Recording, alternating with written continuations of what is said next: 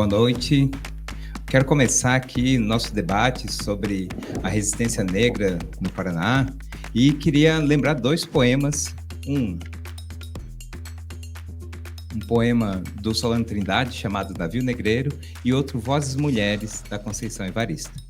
O Solano Trindade, no poema Navio Negreiro, diz mais ou menos assim: lá vem o navio negreiro, lá vem ele sobre o mar. Lá vem o navio negreiro, vamos minha gente olhar.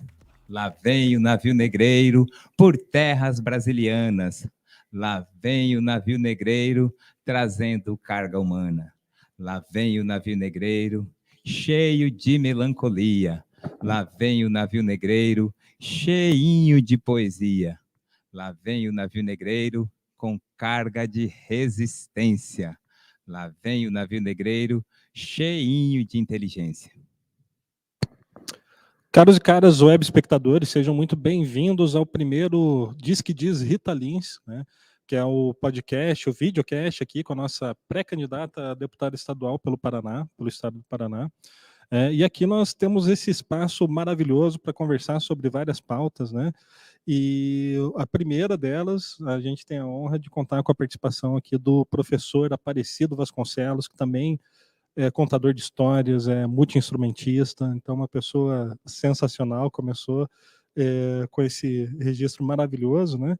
E passo a palavra então, para o Aparecido primeiro se apresentar e depois para a nossa querida pré-candidata Rita Lins e Silva.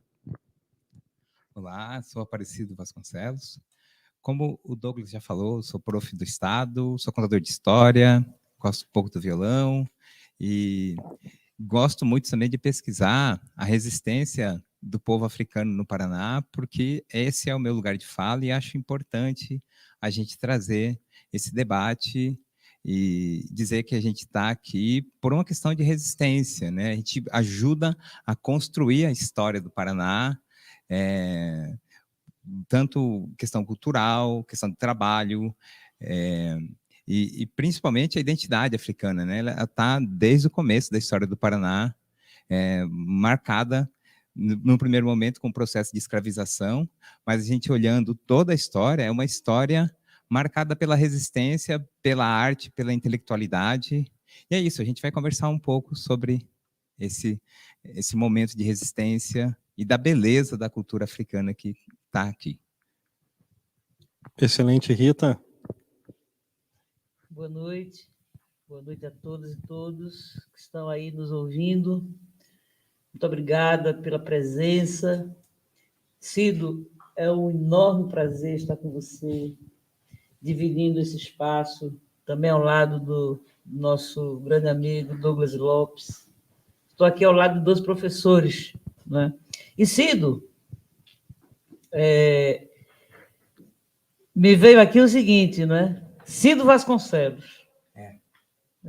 Seria você, Cido, parente, próximo ou distante, do Zacarias Vasconcelos, que foi o primeiro governador da província do Paraná e, diria ainda, né, também da província de Pernambuco. Então, algo aqui nos une, né? Independentemente assim, da questão jurisdicional, Pernambuco e Paraná, estou fazendo aqui, porque acho interessante, né? Assim, você, Cido Vasconcelos, Zacarias, um cara que, impressionantemente, tem a sua cor de pele apagada da foto oficial, né, que o propaga nesse estado. Ou seja, acho que a gente inicia, então, dizendo que a cultura negra no estado do Paraná foi simplesmente apagada. Nós vivemos no estado, aliás, isso no âmbito nacional, né? Se você for ali para o Vale do Ribeira, na praça principal de Iporanga, uma terra habitada majoritariamente por quilombolas, cara, não tem um negro na foto. Como se os brancos, naquela época, fizessem a extração do ouro, enfim, né? Então, assim, a nossa história peca em todos os sentidos. e principalmente aqui no Paraná, né, que se rotula um Estado europeu branco e que, de fato, se tornou. Mas isso retrata simplesmente algo que é fato. A negritude, as pessoas pretas fazem parte efetiva da identidade paranaense. Uma identidade que foi recusada, solapada, obscurecida, enfim. Né? Trago só esse registro. Então, quando você comenta do Zacarias Góes de Vasconcelos, que foi o primeiro governador da província, sempre ficou na memória, porque ele era baiano, né? E a minha mãe também era baiana. E aí, quando eu tive conhecimento desse fato, já lembrou, né? Essa aproximação, e eu sempre brinquei com isso, mas aí também eu mesmo tempo eu lembro do Rui Barbosa, né, com a sua violência de apagar e mandar queimar todos os documentos dos povos afrodescendentes que vieram, né, no primeiro momento, escravizados para cá. Ele apaga todos os registros de origem. E aí, então, a gente fica na memória essa vontade de saber de onde a gente vem. E, de fato, né, minha mãe também era baiana, assim como Zacarias Góes de Vasconcelos, que foi o primeiro governador da província do Paraná. E aí queria lembrar, já que estamos aqui falando de resistência, de arte, né, como é que esse processo de apagamento acontece. É possível que muitas pessoas que estejam assistindo ali conhecem lá a Praça da 29 de Novembro, né, do centro da cidade. Essa praça tem um painel pintado a partir das obras do Porti Lazarotto, e ele dá uma ênfase gigantesca na colonização europeia. E pinta, inclusive, o Zacarias Góes de Vasconcelos, que é uma pintura bem no final assim, do painel, embranquecido. Não coloca nenhum traço afro nele. Então, já na arte, nessas imagens todas de contar a história do Paraná, ela é baseada na cultura europeia e num processo de embranquecimento que invisibiliza a população negra no Paraná. E nós temos aparecido assim um histórico até pelas perspectivas de estudos que nós temos em comum, né? Nós conseguimos verificar muito que tem um problema colonial aí ainda, né? Sim, sim. Ou seja, tem gente que diz, debate que não tem herança histórica, né? Esse tipo de argumento até ajuda a estruturar raciocínios do tipo, olha só, meritocracia existe porque cada um tem as possibilidades de chegar longe conforme suas próprias pernas, enfim. Mas a gente nota que tem herança histórica, sim, né? E essa herança histórica é produzida por toda a truculência, né, que foi desenvolvida ao longo da nossa história. Eu tenho lido muito o Paulo Emílio Salles Gomes, né, que é um historiador do cinema brasileiro, e o Paulo Emílio faz essa distinção entre ocupantes e ocupados, né? E eu acho muito legal ela, assim, muito interessante, porque nós percebemos que, de fato, existe um projeto lá do nosso período colonial, em que os portugueses invadiram aqui, né, usaram dos índios com truculência, trouxeram os povos africanos com muita violência, os trataram com violência aqui, e é um processo muito recente, né? Né, o fim do processo escravocrata no Brasil termina no século XIX somente, né? E como é que você percebe a forma como isso chega até nós, assim? Na história do Brasil, a gente vê as políticas de branqueamento, né? Vê também o Tratado de Berlim ecoando aqui, com essa política de chegar à colonização europeia, à população branca, e diminuir, escrachar e impor a cultura europeia, fazendo a gente pensar que a cultura africana, a cultura indígena é inferior. Então, esse já é o acordo, né? A Cida Bento, que é uma pesquisadora das relações raciais, ela vai dizer que do final do século XIX e início do século XX, vamos pensar aí até 1930, 1940, chegou da Europa mais ou menos a mesma quantidade, né, mais de 4 bilhões de imigrantes europeus, mais ou menos a mesma quantidade que veio durante todo o processo de escravidão de 300 anos. Então, essa política de branqueamento é muito forte no Brasil. E aqui no Paraná, ela é muito forte. Curitiba é dita como a capital da Europa, a gente vê esse debate, né, vê as propagandas até do prefeito atual trazendo esse recorte, né, dizendo que é a cidade modelo, e nisso, todas as fotos que a gente vê, ele exclui a população negra. O carnaval, que é uma marca de resistência da população negra no Brasil, ele vem recebendo investimento, por exemplo, do governo, muito recentemente, né, no estado todo. Então, a gente vê essa política de branqueamento causando violência psicológica, empurrando o negro para a periferia, tirando oportunidades nos espaços das escolas, da universidade, né? Então, eu veria um pouco por aí o problema desse discurso colonial que ainda é muito forte hoje, né? Quer falar alguma coisa, nosso pré-candidato? Eu tenho dito repetidas vezes, né? E acho que nunca é demais repetir. E vou repetir isso até o fim de minha vida, ou até o momento em que a situação do Brasil mude com relação ao não reconhecimento das diferenças, né? Eu tenho dito que nós temos, sim, um problema estrutural, mas que se enquadra dentro de uma sociedade cujos poderes são os três clássicos poderes para mim, né? Que é o poder colonial, que é o poder patriarcal, que é o poder do capital, né? Então, a questão negra no Brasil, ela eu não diria mais complexa, acho que não é tão complexa assim. Ela é grave. Ela é grave porque ela é criminosa. Nós estamos falando de um racismo estrutural com base nesses três pilares, né, que respinga na vida cotidiana das pessoas pretas, que tem a recusa, né, do pertencimento. Isso é muito grave. Nós temos uma Constituição Federal, e eu não me canso de fazer essa denúncia, né, porque eu acho que é dever nosso, é um dever moral e político que temos, né, de estar sempre dizendo: a letra da Constituição é uma coisa, né? A prática da Constituição é outra. Isso não existe. Então, o racismo é crime. Então, o povo brasileiro ele tem sido criminoso.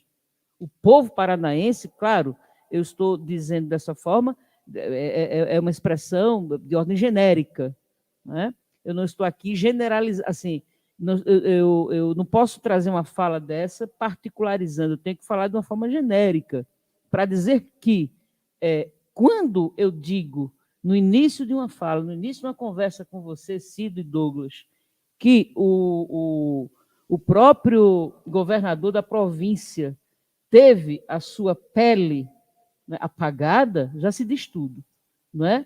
Quando a gente fala, por exemplo, da Sociedade 13 de Maio, do Clube 13, que foi uma sociedade eminentemente política, sim, sobretudo, né? E nós temos isso apagado. Mas eu estou me reportando a algo que é mais grave, que é viver o dia a dia numa cidade branca, né? Reconhecidamente branca, heterobranca, né? Uma cidade excludente. Mas eu sempre digo o seguinte, Cido, Douglas, e todas e todos vocês que nos ouvem, não, Curitiba, o estado do Paraná, não é essa cidade tão conservadora assim, não mais. O estado não é esse estado tão conservador assim, não mais, porque nós estamos aqui. Nós estamos aqui. Cido, você está aqui, Douglas, você está aqui. A gente está aqui falando de algo que ainda nos é permitido falar, dentro de um contexto político, de uma política nacional, tá? Que anuncia a possibilidade de amanhã não podermos mais estar aqui falando absolutamente nada. Isso é grave. Então, nós temos aqui duas situações muito claras, né? Tudo isso que você traz, que é do apagamento de uma memória, e de uma agressão criminosa que é cotidiana às pessoas pretas, isso no âmbito da cultura, isso no âmbito do trabalho, isso em todos os âmbitos da educação, né, onde crianças são recriminadas, excluídas porque são pretas, né? Mas também no momento em que a nossa Constituição vem sendo afrontada, né, onde a nossa liberdade de expressão vem sendo ameaçada, isso desde o golpe de 2016. Tudo bem, esse é um outro assunto, mas, ao mesmo tempo, não é não. Tem a ver, sim. Tem a ver, porque, enquanto existir racismo, não vai existir democracia. E aí é interessante a gente pensar no seguinte também, né?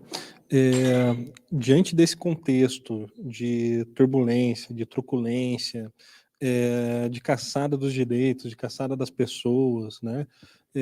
Existe alguma saída?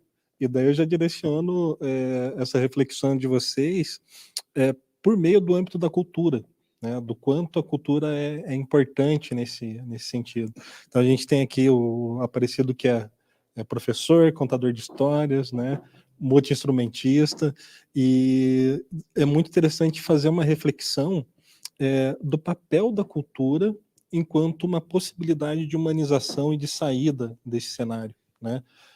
Até porque nós temos também nesse processo de colonização ainda esses resquícios, né? Ou, né, vou falar, resquício é ser leve, né? Porque a cada momento que nós ligamos a TV, a cada momento que nós temos acesso às plataformas de streaming, que nós vamos entrar nos distribuidores de áudio, o que é lançado para nós, né? Sempre cultura estrangeira, europeia, norte-americana, e aí com isso vem esses valores também. E nós vemos esses valores sendo reproduzidos nesse tipo de discurso, né, reacionário, violento.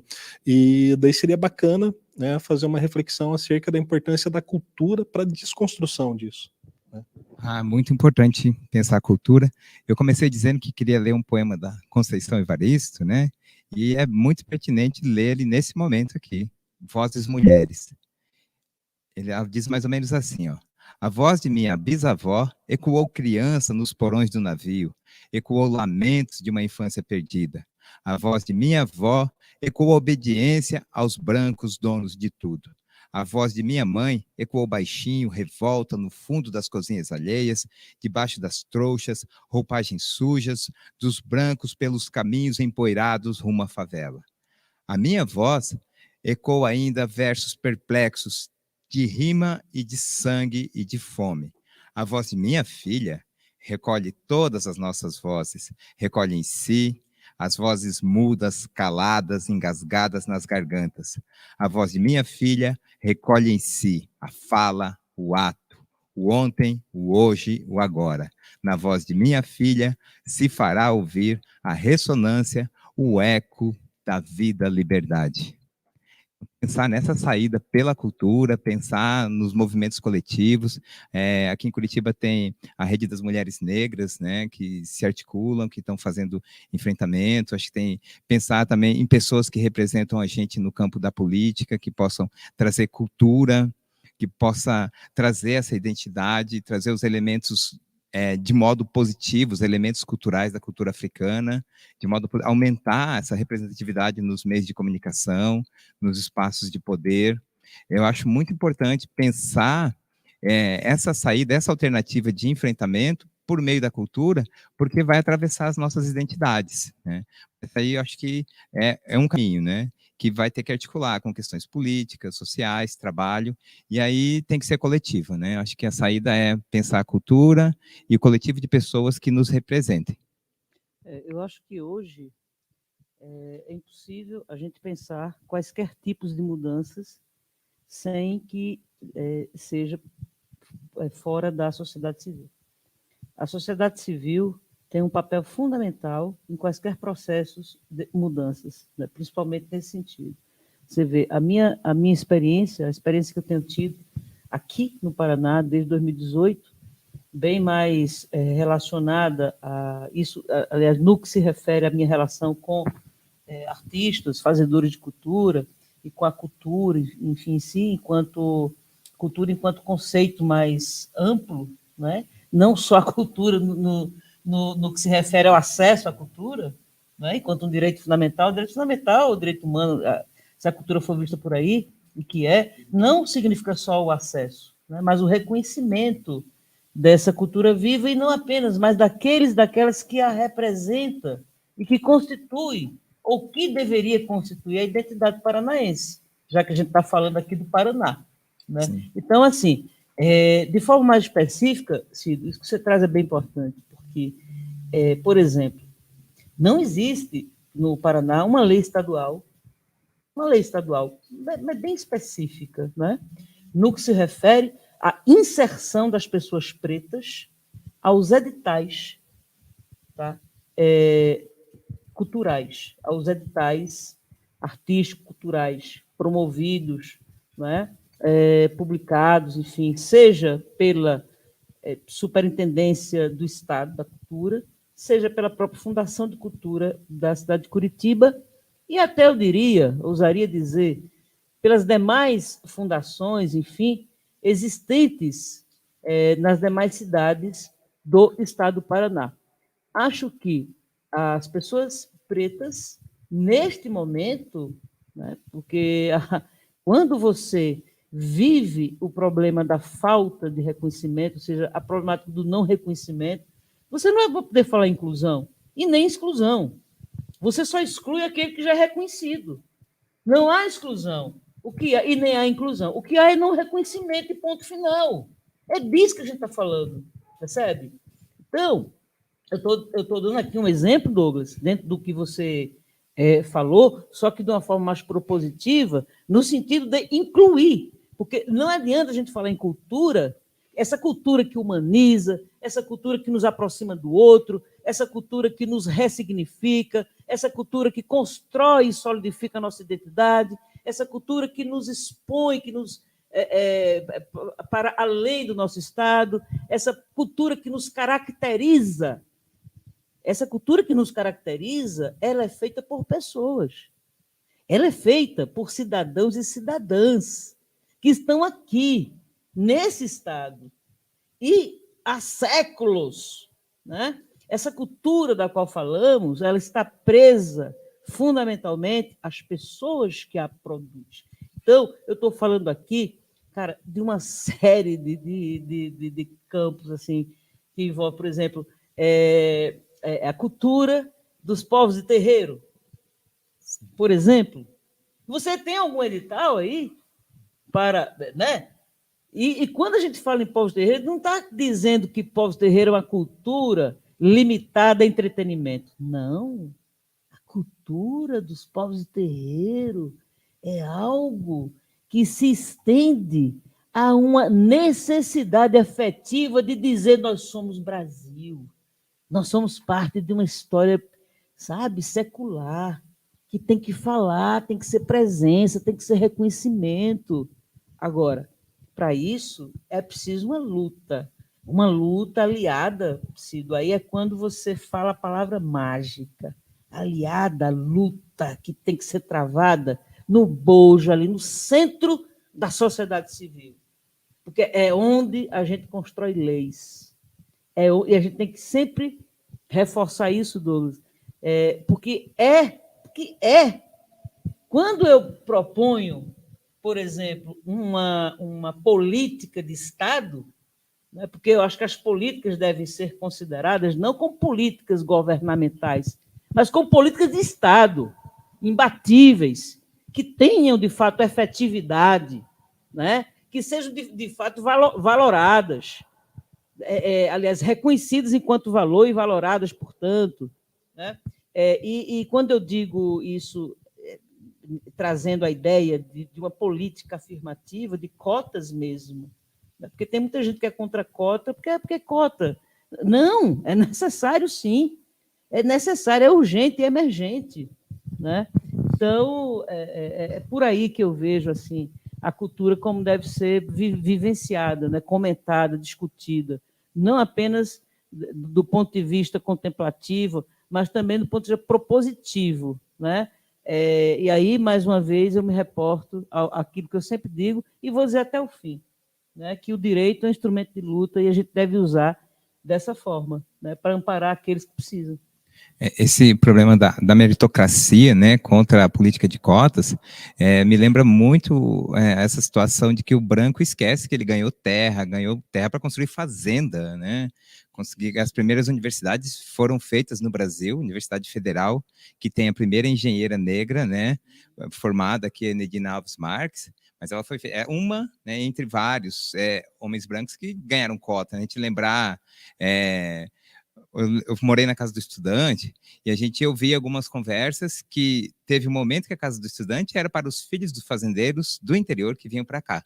E não pagavam nada por isso. Então, toda a estrutura da sociedade brasileira, as universidades foram feitas para os brancos, né? E aí agora a gente tem leis de superação do racismo, de enfrentamento ao racismo e de promoção da equidade racial e cultural. Aí vem esse problema do mérito, que está aí o tempo todo, dizendo que cota não vale, porque você tem que ter mérito. Mas peraí, e todo esse mérito, né, que a população branca recebeu historicamente, simplesmente para vir para cá, né, fazer todo esse processo de branqueamento da cultura paranaense, cultura do Brasil. Mas é exatamente isso. Tudo isso que contrasta com uma hegemonia local, né? Uma hegemonia identitária mesmo, hegemonia branca, hegemonia... Então, você veja, é algo assim muito, muito complicado, muito difícil. Então, eu me reporto agora a uma das palavras que você falou aqui no início, né? Cultura de resistência. Sim. É resistência contra essa hegemonia que a gente tem aqui. E seguimos resistindo, né, pessoal? Vejam só, imaginem que eu conheci o Aparecido na época do seminário, mais de uma década atrás, aí, né, bem mais de uma década. Nossa, a gente começa a fazer cálculo aí, complica, né? E fui morador da Casa do Estudante também, né? E imaginar só que toda uma estrutura, né, feita para assistência estudantil, para permitir que, né, esses estudantes conseguissem realizar seus cursos ali, seja destinada aos filhos de fazendeiros, né? Que é uma baita de uma sacanagem. Inclusive, é da nossa época a proposta de incluir as mulheres na casa do estudante, porque era uma casa masculina aqui em Curitiba, né? E assim a gente vai conseguindo essas transformações. Tem bastante gente acompanhando, eu gostaria de trazer aqui, né, mandar os salves para o pessoal que está no chat, né? Juliana Fischer, né, nossa companheira, nos dá boa noite, o Eduardo lá de Faxinal também, o Eduardo Augusto Farias está aqui acompanhando. Thalita Nascimento, boa noite, guerreiros, né? Nossa companheirona também está aqui no fronte de batalha junto com a gente, né? O Rodrigo Bertoni, o Rodrigo Silvestre, né, dando aqui seu elogio, excelente debate. Rodrigo, nosso companheiro que está aqui coordenando essa história, né? A Laura nos dá saudações, o Igor Alexandre, nosso outro companheiro, que a gente, né, espera que ele esteja aqui numa cadeira, né, nas futuras transmissões. Igor, forte abraço. E a Cristiane diz, né, minha companheira, minha patroa, eu falo brincando, né, arte é identidade e o Brasil precisa urgentemente recuperar a sua. O Felipe dá um grito aqui, direitos humanos já, né, lancei o livro recente Plebiscito, Referendo e Direitos Humanos. Parabéns, Felipe, esse tipo de iniciativa é fundamental. E a Lara Nascimento está se comunicando aqui com a irmã, né, dizendo oi, Thalita, então a comunidade vai se aproximando aqui, né? E para a gente continuar nessa onda de reflexões, e no Paraná, Cido, o que você nota assim de peculiaridade em relação à cultura paranaense e à negação desse histórico da participação negra, né? Então a gente pode pensar, por exemplo, na construção lá da estrada de ferro, né, do litoral, que teve os irmãos Rebouças, 2 irmãos engenheiros negros que fizeram um projeto, executaram um projeto que os gringos não tiveram coragem de fazer, né? Toda a construção, por exemplo, da Estrada da Graciosa, né? O caminho de Tupava, que foi construído primeiro pelos índios e depois refeito basicamente por mão de obra escrava. Todo o centro histórico aqui de Curitiba e de outras cidades que passaram, né, recebem esse grande legado, e que foi um legado que foi imposto a duras penas, né? Então, até hoje nós temos essa estrutura, mas a partir de muita violência, né? E daí, antes de passar para você responder, só vou dizer aqui para o pessoal que está nos acompanhando, por favor, gente, façam aqui seus comentários e tragam perguntas, tragam questões para a mesa, né? Porque a ideia é fazer algo extremamente participativo para construir, né, essa pré-candidatura, e que é uma pré-candidatura de muita paz, de muita esperança em virar esse jogo, virar esse cenário que tem nos afligido, né? Então, Cido, por favor. Então, a história do Paraná, se a gente olhar, ela é uma história do apagamento da presença do povo negro aqui, porque conta sempre a história a partir da chegada do europeu, né? Como você já citou, os irmãos Rebouças, a Rita falou aqui do Zacarias Góes de Vasconcelos, né? Então, falei da Enedina, que é a primeira engenheira negra formada pela Universidade Federal do Paraná. Falamos também da Sociedade 13 de Maio. Queria lembrar também o primeiro pintor paranaense, é João Pedro, o Mulato, ali do século XIX, mas aí a sociedade europeia vai dizer aqui que é o Alfredo Anderson, né, o primeiro pintor, né? Então é um problema muito sério, né? E outra coisa que eu queria lembrar, assim, o atual prefeito da cidade, ele traz uma prática racista muito recorrente, assim, de pegar a escultura da Anitta, né, aquela escultura da mulher negra com a lata na cabeça, e ela está subindo um morro, se vocês observarem, né? Ela foi feita pelo Erbo Stenzel quando ele estudou lá na Academia de Belas Artes do Rio de Janeiro. E ele se apaixonou pela modelo e fez essa escultura para uma competição da Academia de Belas Artes. Foi a melhor escultura entre todos os alunos. Entretanto, ele não ganhou o prêmio, porque seria uma afronta para a universidade. Então, e mais, o prêmio, quem ganhasse o prêmio ia estudar fora, né? O que fizeram? Deram para ele o prêmio de Concours, né? Aquele prêmio, o melhor dos melhores, mas aí, como punição, ele não teve a possibilidade de estudar na Europa.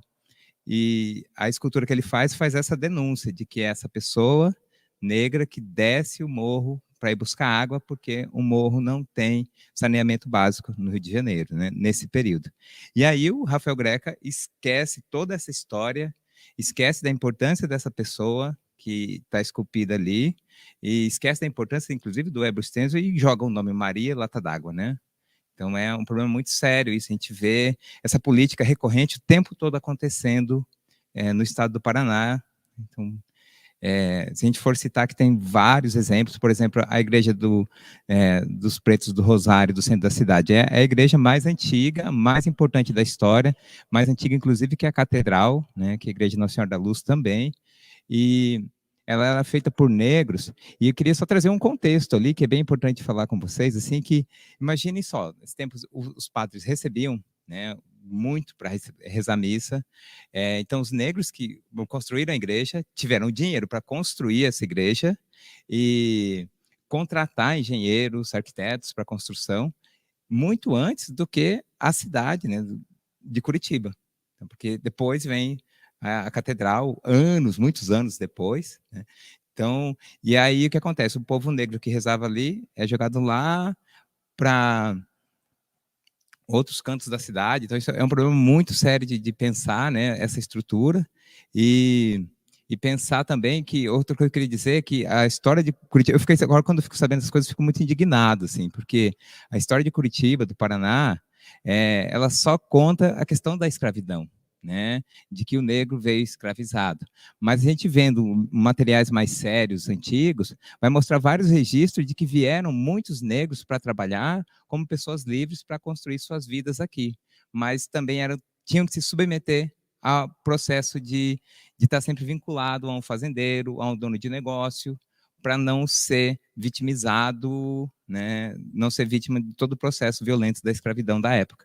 Então, são essas pessoas que vão construir igrejas, que vão incentivar a produção de arte africana, afro-brasileira, e que a história do Paraná não conta.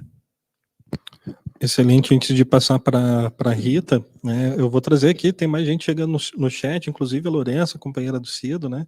Minha madrinha, Oi, oi. a Flávia, a Juliana Fischer te manda uma questão aqui, né, uma pergunta, a gente vai trazer as perguntas do chat, né? Como a Rita no Legislativo pode contribuir para o reconhecimento dos que hoje não são reconhecidos? Então, acho que é uma pergunta excelente já para continuar esse raciocínio do Aparecido e pensar no que você pode fazer no Legislativo acerca disso. Obrigada pela pergunta, Juliana Fischer. É uma pergunta difícil.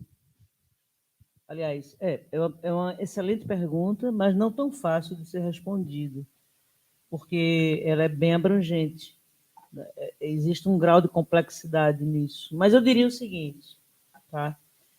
Em termos práticos, em termos assim bem mais propositivos, e aí eu me coloco, tá, enquanto pré-candidata, de fato, né? Eu acho que foi essa pergunta que ela fez.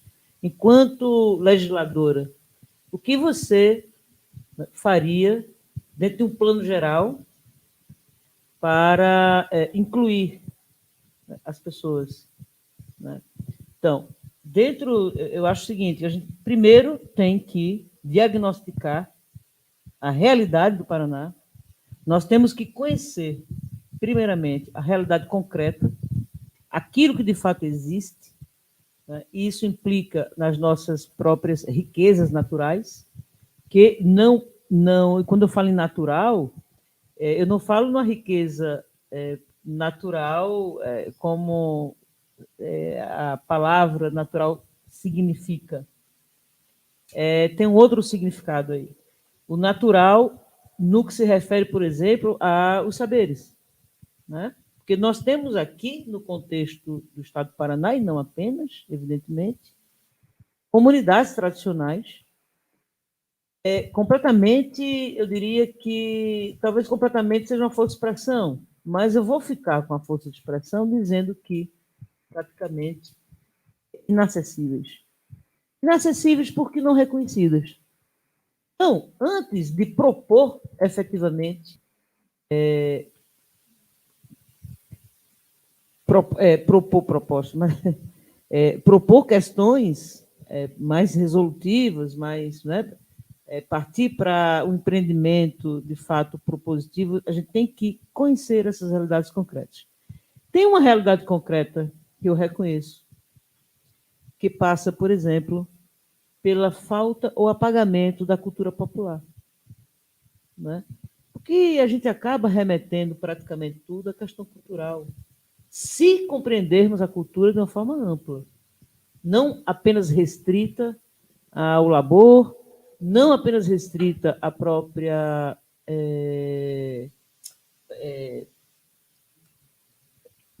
cultura criativa, né? A produção criativa, a indústria criativa, a economia criativa, o nome que se queira dar. Mas, fundamentalmente, as expressões culturais existentes. Quando eu falo, por exemplo, em políticas afirmativas, eu quero me referir a isso, né? Dentro de um contexto que, no que se refere à comunidade, vou dizer assim, comunidade enquanto sociedade de pessoas pretas, você tem aí uma N subdivisões, né? Você tem Cido Vasconcelos, enquanto professor, que vive uma realidade concreta dentro do âmbito da educação, dentro do ensino médio fundamental, enfim. Nós temos Cido Vasconcelos enquanto artista, nós temos as pessoas né, da comunidade afrodescendente, no âmbito da religiosidade, né, afro, e aí eu remeto à questão, por exemplo, do acesso aos editais culturais, que não são elaborados no sentido de alcançar esse público, por exemplo. Nós temos uma cultura popular que é remanescente e praeira, que são os caiçaras. Nós temos uma série de questões Nós temos o povo cigano, nós temos o povo faxinalense, nós temos comunidades tradicionais que, inclusive, Juliana e todo o público que nos acompanha nesse momento, uma cultura tradicional que existe na prática, mas que não reverbera, não tem audiência, não tem visibilidade. E aí chegamos num ponto, tá? Que é o orçamento do Estado para a cultura. Porque quando você falou em greca, quando você fala a palavra greca, sabe o que é que isso me remete? A que isso me remete? É uma cultura erudita, né? Há uma mesmice que a gente está cansado de viver. Não sou contra, pelo amor de Deus, ao Guaíra, muito ao contrário, né? Um grande teatro. Nossa, eu conheço a história toda do Bahia. A gente pode falar disso em outro momento. A biblioteca pública, ao museu, o MON, enfim. Quando se fala greca, chega a me dar um arrepio, porque é como se não existisse mais nada, só cultura erudita, a começar pela fala, pela linguagem dele, né? Então, isso é sério. Por quê? Porque seja isso, ou seja uma outra coisa, ou seja aquilo, mas o fato é que a verba para a cultura ela tem que ser descentralizada. Eu diria até, viu, Cido e Douglas, que a lei de cultura municipal até que funciona um pouco, extremamente defasada. A gente pode falar e deve falar um dia aqui numa live exclusivamente sobre o mecenato, que está desatualizado, que está, enfim, o incentivo municipal à cultura. Mas, como exemplo, o Estado. O fundo de cultura não existe. Ele não existe. Nós provamos isso por A mais B, quando, naquela ocasião em que a Frente Movimento, né, o movimento, enfim, em defesa dos direitos humanos, fundamentais, etc., tal, muito concentrado na defesa dos direitos culturais, quando a gente revelou para o Estado, através da primeira audiência, pelo menos na história recente do Estado, a primeira audiência pública para falar sobre o orçamento do Estado para a cultura. Primeiríssima. Tá? Motivado naquela ocasião pela Frente Movimento, ao lado, fizemos um requerimento junto à Comissão de Cultura da Assembleia, fomos acolhidos enquanto integrantes de um movimento da sociedade civil, um movimento político da sociedade civil, e naquela ocasião nós descobrimos que, naquele momento, isso foi em 2020, você participou disso, Douglas, diretamente, né? Então, você é testemunha viva aqui, nós descobrimos que existia o quê? Que o Fundo Cultural, aliás, que o orçamento para a cultura era nada mais, nada menos que apenas 0,29%. E para o Fundo de Cultura, R$470 mil. Isso é vergonhoso. Isso é vergonhoso. Chega a ser uma estupidez. Eu não sei o que é isso, não sei o nome que dê isso. Então, para responder a Juliana, que eu acredito que a pergunta da doutora Juliana é uma pergunta que muita gente gostaria de fazer, em termos propositivos, é isso, a gente tem que rever o orçamento do Estado para a cultura, mas não o orçamento como um todo, mas na especificidade do Fundo de Cultura, porque é aquele recurso que vai chegar na ponta. E aí eu remonto ao que eu falei anteriormente, que foi, para fazer valer a cultura, a gente tem que fazer valer o reconhecimento a quem a produz, a quem faz cultura, né? Então, não é só o Guaíra, não é só o MON, a despeito de suas importâncias, não é só isso, não. Os recursos têm que ser descentralizados, tem que chegar em Caloré, tem que chegar, entende? Onde mora Buscapé, tem que chegar no Cafundó de Judas, aqui no Paraná. Tem que chegar a todas e todos. E quando eu falo todas e todos, eu estou falando de quem faz, de quem fomenta. E aí eu incluo o povo de terreiro, aí eu incluo os faxinadores, aí inclui os ciganos, aí inclui caiçara, aí inclui um monte, né, uma porção né, de pessoas e de atividades que não são excluídas. A gente só exclui o que existe, gente. A gente tem que reconhecer, entende? Então, eu acho que propositivamente pensar em leis que reconheçam as realidades concretas, tá? Pensar em leis que elejam, por exemplo, no Estado, né, pessoas que sejam reconhecidamente comprometidas com a cultura e que possam produzir enquanto agente público a cultura. Ninguém pensa no agente público cultural, mas a cultura é um direito. E é um direito porque é um bem. Acima de tudo, cultura é um bem, Ciro. E a gente não tem um agente público que fomente isso, entende? Não, excelente resposta. Nossa live está chegando longe, hein? Dá um salve aqui para o Felipe, né? Felipe lá de Aracaju, né? Irmão do nosso amigo Igor aqui, também é advogado, Felipe, né? dos direitos humanos. Dos direitos humanos, né? Colega. E ele já coloca uma pergunta aqui, que acho que você pode responder depois, acho que ela já foi meio respondida, porque esse nome da Rita para candidatura, né, nós estamos nesse processo de pré-candidatura ao Legislativo Estadual, começou justamente pelo fomento às audiências públicas, né? O Felipe vai perguntar se a candidata pretende incentivar plebiscito e referendo a nível estadual, né? Mas eu vou pedir para você guardar essa um pouquinho para a gente seguir com a pauta, né? E a Lourença vai dizer o seguinte: parabenizo Rita pelo debate proposto, pela empreitada, e aproveito para sugerir um debate sobre a economia solidária como mecanismo, estratégia para fortalecimento da cultura no estado do Paraná. Então ela já está anotando aqui, e eu gostaria de puxar para uma reflexão, né, que é tão complexa quanto, e diria também que ela tem as relações muito profundas com aquilo que a gente estava discutindo acerca da decolonialidade, acerca do racismo, né, acerca das grandes repressões que são feitas às nossas tentativas de resistência. E a reflexão ela vai partir desses elementos aqui.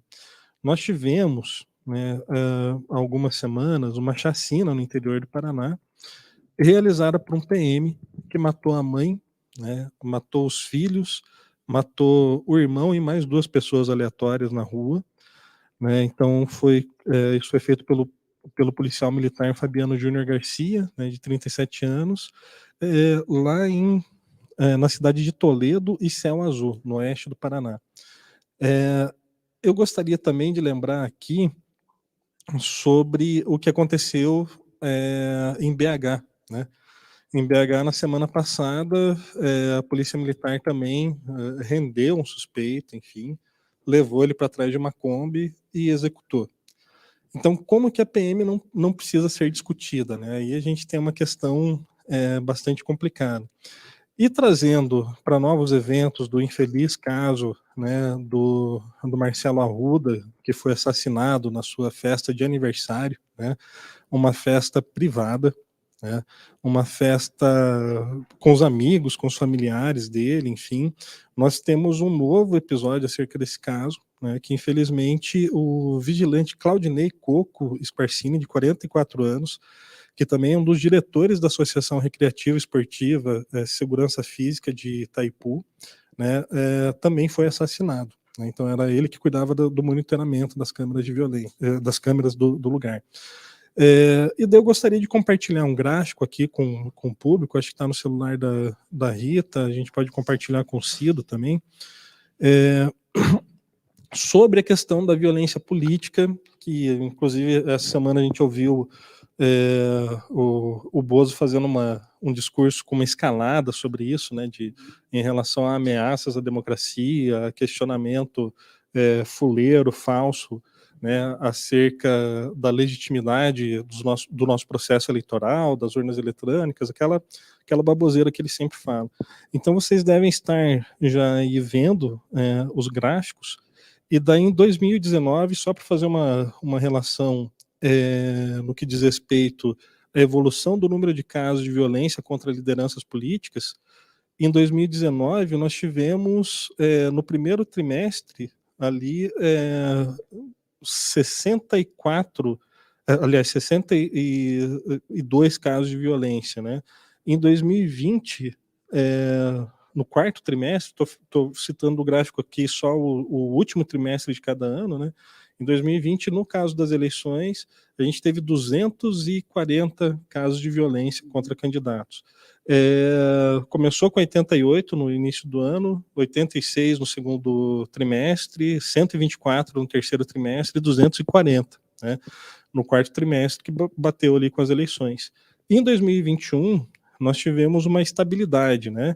Mas foram 89 casos no primeiro trimestre, 80 casos no segundo trimestre, 64 casos no terceiro trimestre, 76 casos no quarto trimestre.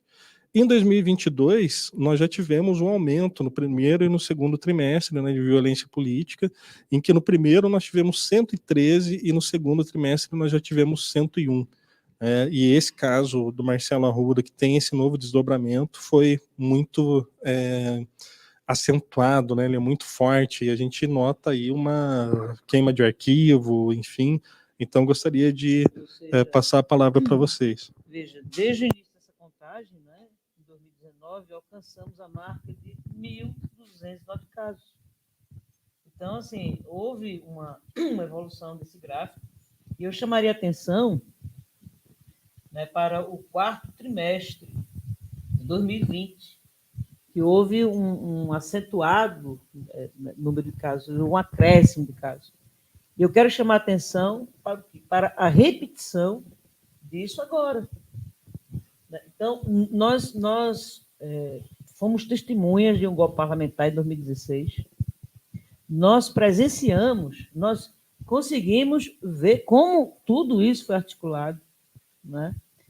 Nós sabemos que foi um golpe parlamentar, é o chamado golpe de 2016. Não teve o golpe de 64? Disseram que foi uma revolução, e que não foi, que foi golpe. Pronto, nós tivemos depois o golpe de 2016. Aliás, eu nem gosto de dizer golpe de 2016, golpe de 2016, né? Porque há uma sucessão de golpes. Então,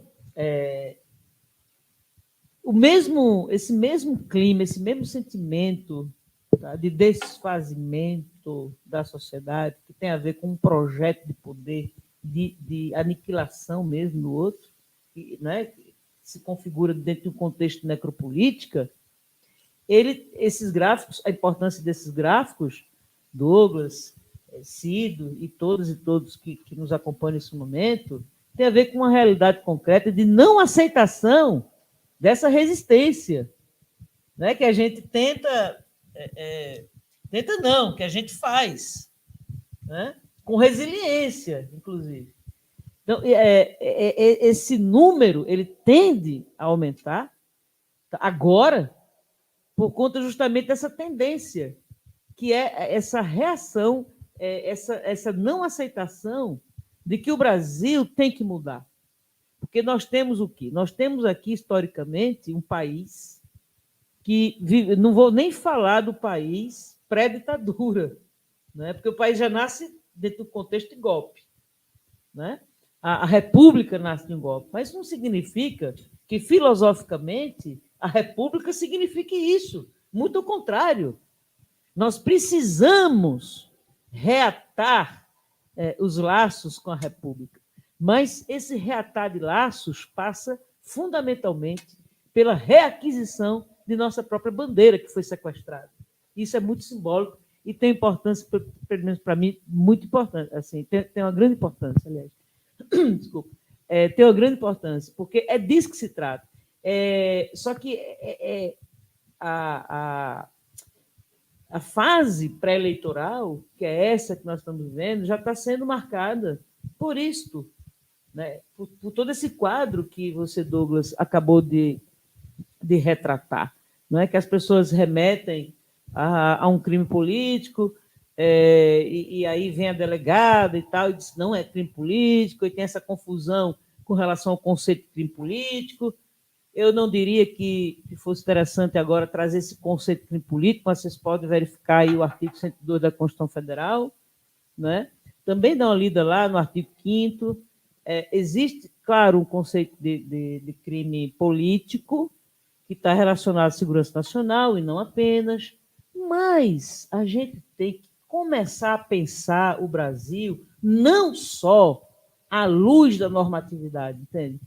A gente não pode pensar a sociedade civil, a gente não pode pensar o próprio direito que avança, e que avança a partir de uma das suas fontes primordiais, que é a sua fonte principal, que é a sociedade, que é a fonte material do direito, né? Então, a gente tem que pensar a sociedade a partir de perspectivas também não normativas.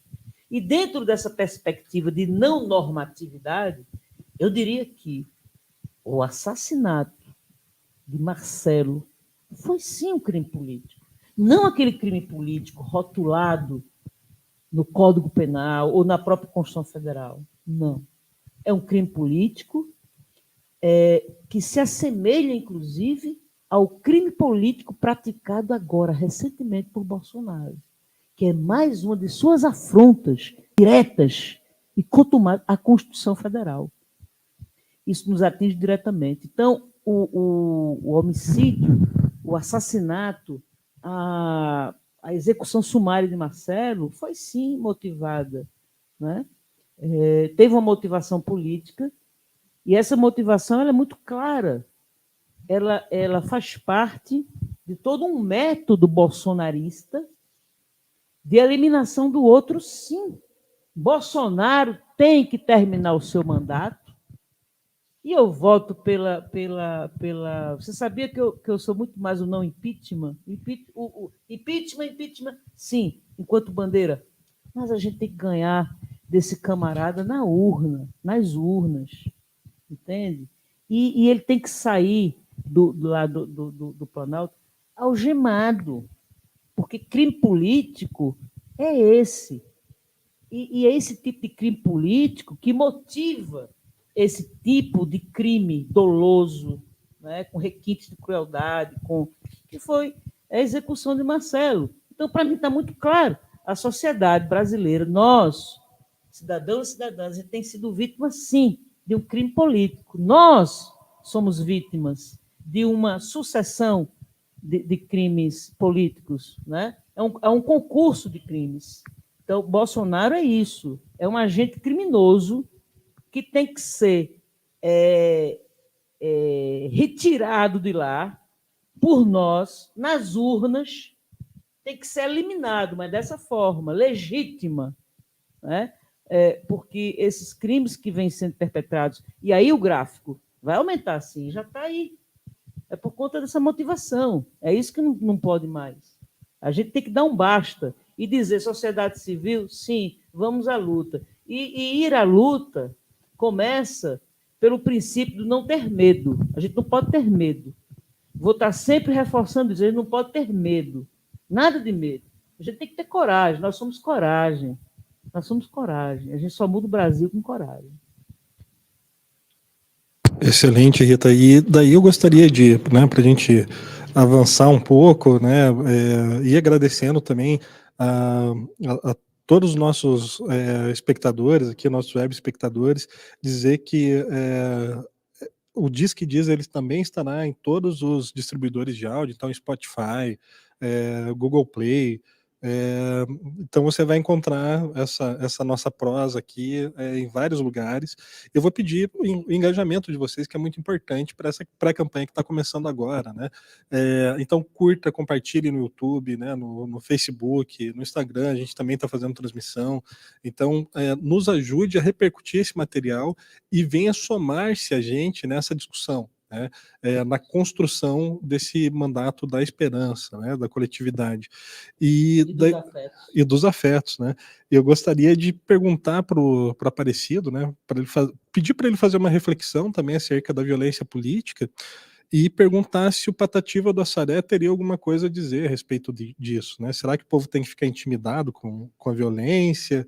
Será que a gente tem que ir para a luta? O que será que a gente tem que fazer, Cido?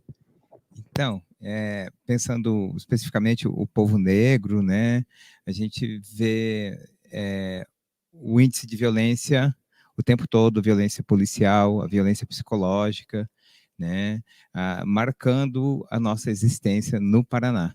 Então, a gente resiste, a gente se articula em grupos, a gente tenta valorizar a cultura, a gente faz trabalhos para valorizar a cultura, né?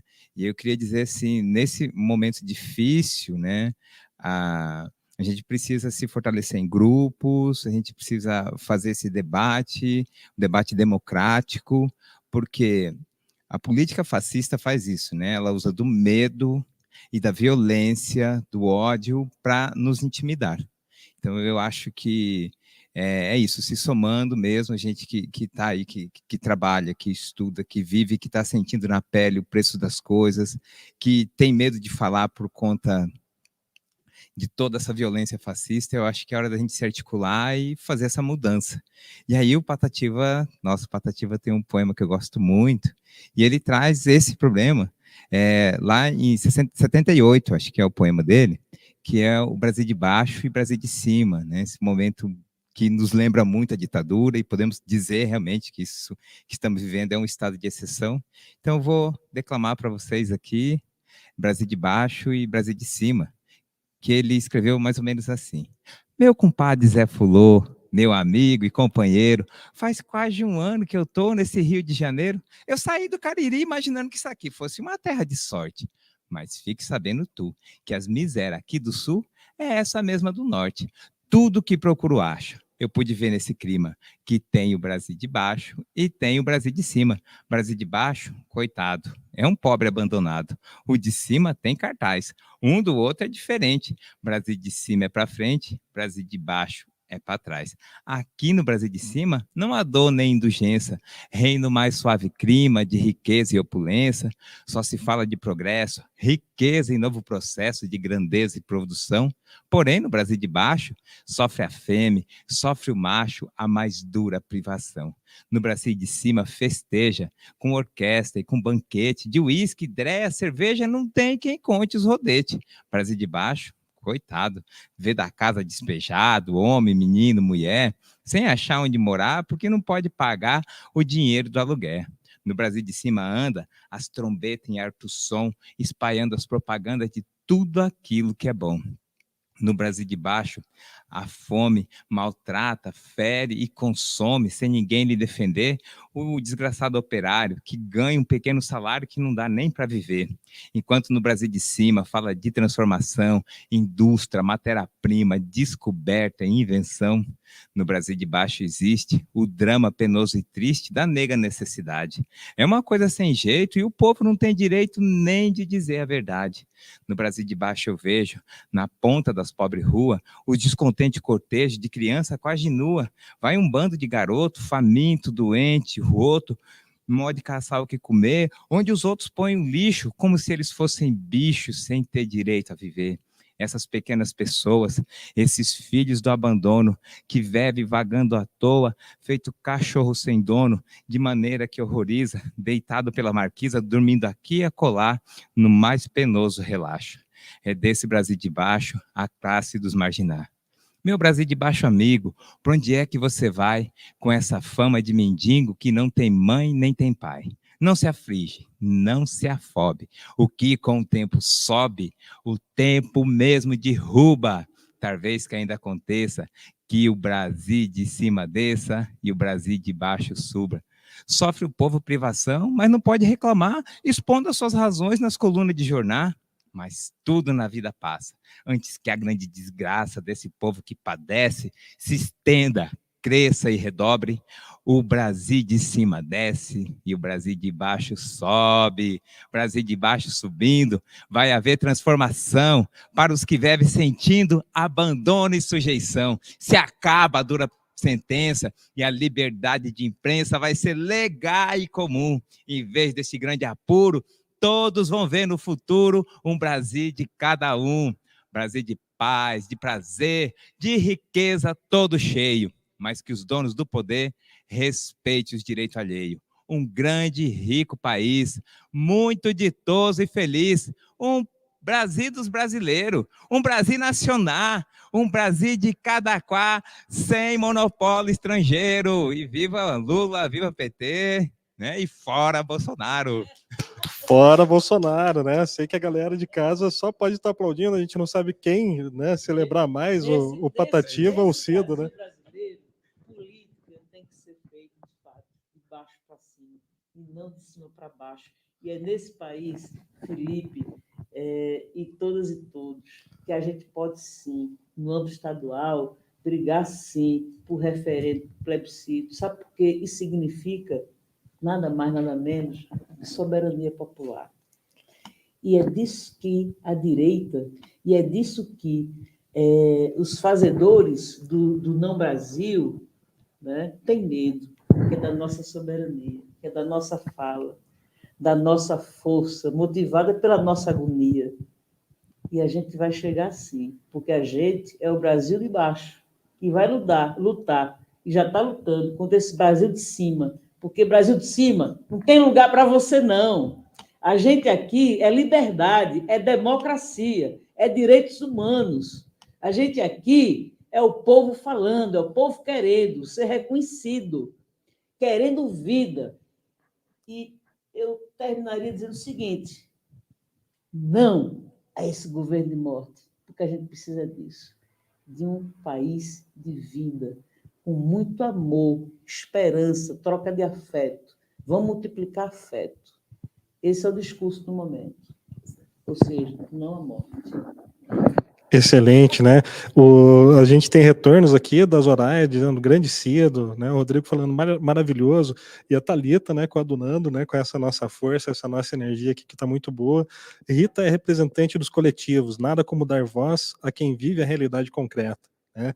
Então é isso aí, nós que estamos embaixo, subiremos todos juntos, né, pessoal? E contamos com o apoio de vocês, então, né? Nós já estamos aqui em 1 hora da nossa live, e daí eu vou passar agora para a Rita, né, dar os seus recados paroquiais, o que tem para fazer essa semana, né, como é que está a agenda, como é que estão as coisas. Depois o Ciro também vai fazer suas considerações finais, vai dar os seus endereços, como que o pessoal pode te encontrar nas redes sociais, né, o Aparecido, ele também, você pode contratar ele para contar história de matriz africana, da cultura brasileira na sua instituição, né, então vamos nesse clima de encerramento, mas nos acompanhe até o finalzinho, que tem muita coisa importante agora. Fala, Cido. Tá. Então, eu sou contador de história, tenho Face, Instagram, né?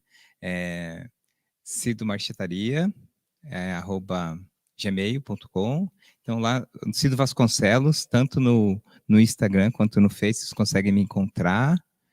E gosto muito aí de contar história, de trazer os aspectos da identidade, as questões políticas, né, essa formação de consciência política para a gente ter novas atitudes de esperança, de mudança da sociedade.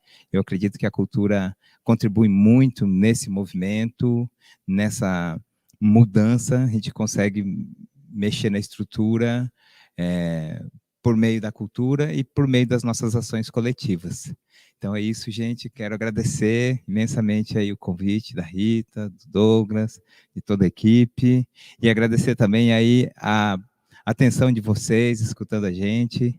E é isso. Bora mudar esse Brasil, né? Bora fazer força coletiva, de se articular em torno da sigla do partido e das pautas que nos representam nesse momento. Valeu, gratidão, axé, valeu. A nossa intenção é ouvir pessoas, conversar com elas, entender as realidades,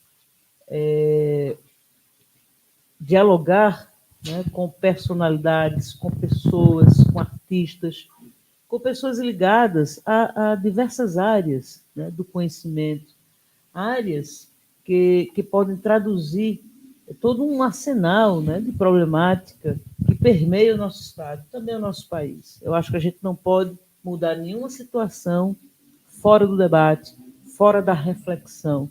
É de uma reflexão com esse nível, né, que envolve a presença do outro, que envolve afeto, que envolve compromisso, que envolve a responsabilidade de encarar, de fato, um projeto político, né, que tem um compromisso de elevar todas essas pautas que que têm que ser trazidas, porque o Paraná é um estado extremamente carente, né, de uma política de fato séria, seja no âmbito cultural, seja no âmbito